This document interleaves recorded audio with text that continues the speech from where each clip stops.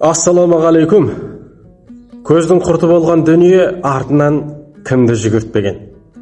Соған мысал болатын мына бір әңгімені айтып берейін.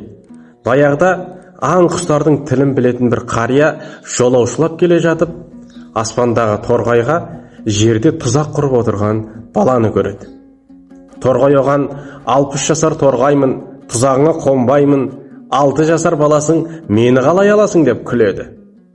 Мұны естіген қария балаға жақындап: ай балам, босқа әуре болып жатсың ау, мына тұзағыңа торғай қонбайды, одан да балалармен ойыныңды ойнай бермейсің бе деді.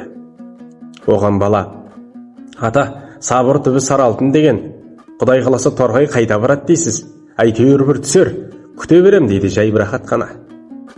Қария өтіп өз жөнімен кетіп қалады. Әлден уақытта қайтып келе жатып, жолда баланың торғайды ұстап ойнап отырғанын көріп, таң қалған қария баладан мына жағдайдың қалай болғанын сұрайды. Сонда бала Алланың қалауымен күн күркіреп жаңбыр жауа бастады. Торғай жаңбырдан паналаймын деп мына бір ағашқа барып қонды. Сол кезде ағашқа найзағай түседі де, содан шошынған торғай топ етіп тұзағыма құлады дейді.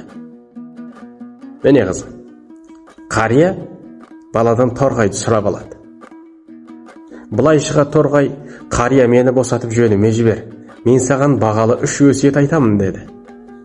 Мына ұсынысқа қуанып кеткен қария торғайды босатады.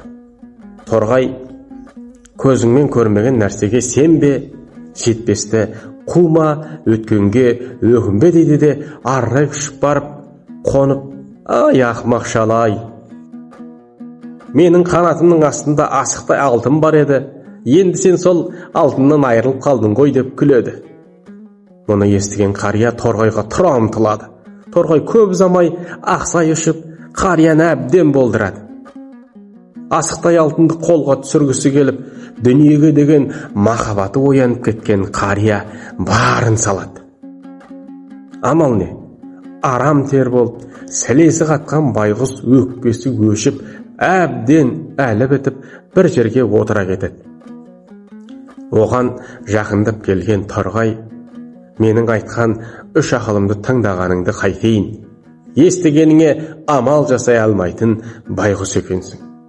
Мен саған көзіңмен көрмей сенбе деп едім, сен көзіңмен көрмеген, құлақпен ғана естіген алтын үшін өліп қала жаздадың. Өзім асықтай ғана құс болсам, қанатымның астына асықтай алтын қалай сияды деп ойладың.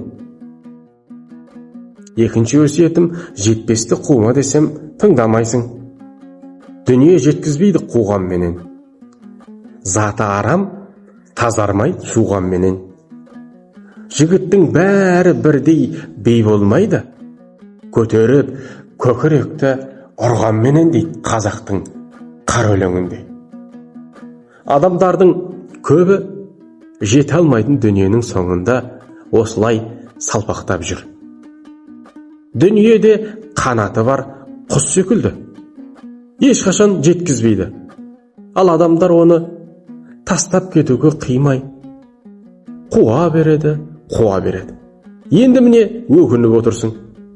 Өткенге өкінбе дегенді де тыңдамадың деп торғай жөніне ұшып кетіпті. Әрбір нәрсенің Алланың қалауымен болатынын білген, Аллаға иман келтірген мұсылман баласы егер онда деп бармағын тістеп отырмайды ағайын. Еліміз аман, жұртымыз тыныш болсын, осындай ғибратты әңгімелерден ой түйеді деген сенімдемін. Аман болыңыздар.